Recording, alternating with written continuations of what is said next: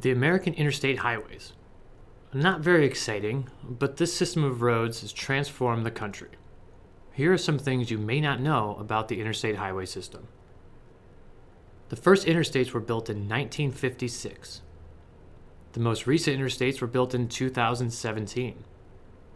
The I-90 is the longest interstate. It runs between Boston to Seattle and is 3,020 miles long.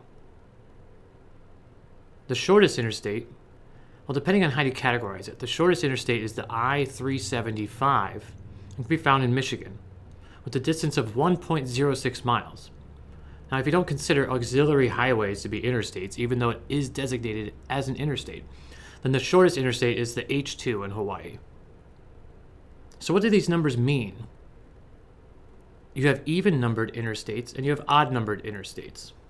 The even numbers run east and west, whereas the odd numbers run north and south. Now, did you know if the interstate numbers are divisible by 5, they represent major coast-to-coast or border-to-border highways? Have you taken a cross-country road trip on one? Let us know. We'd love to hear about it.